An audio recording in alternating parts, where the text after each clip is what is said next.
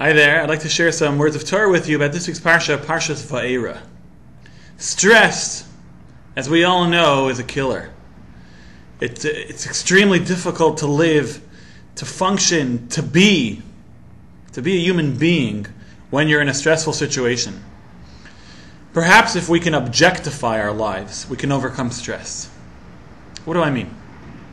It says in this week's portion, Vayidaber Moshe Kein el Bnei Yisrael, that Moshe spoke to the Jewish people and he told them God's message, that he's here to lead them out of Egypt, to perform an exodus, if you will.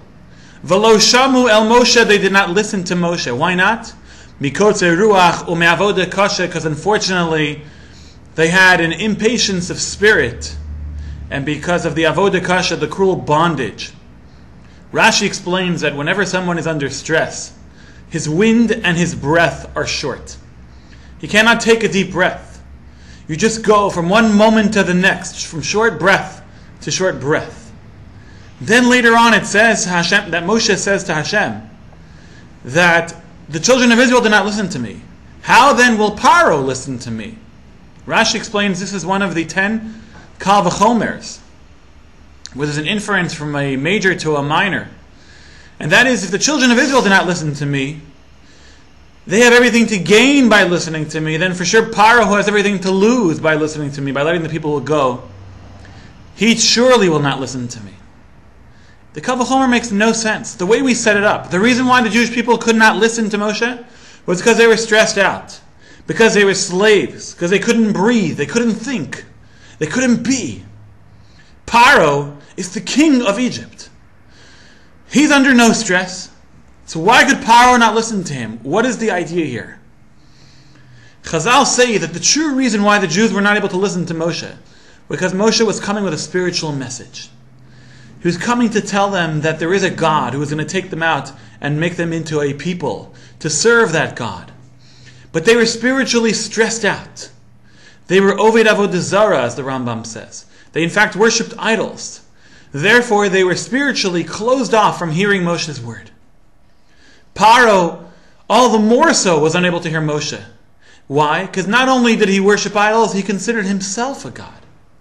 So Kol Shekain, he would spiritually be closed off from listening to Moshe's spiritual message. And that's why Moshe says to Hashem, if the Jewish people could not listen to me, were not able to listen to me, then for sure Paro will not listen to me. Consider, some people are physically stressed. Some people are mentally stressed. Some people are emotionally stressed. Some people are spiritually stressed. Sometimes we find ourselves in a very narrow, constrictive, constrained sort of place. And places like that limit our ability to hear, to listen to spiritual messages.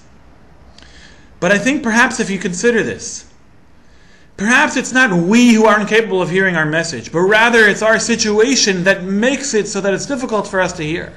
It's our circumstances.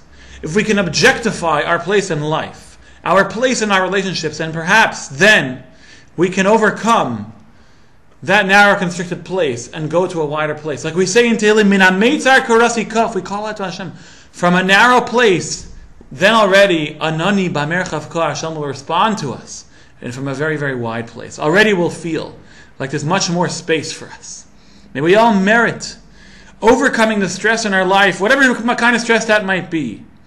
And seeing, in fact, that our lives can be broad, can be wide, can be lives where we are not suffering mikotze ruach me'avoda kasha, but rather where we can breathe and think.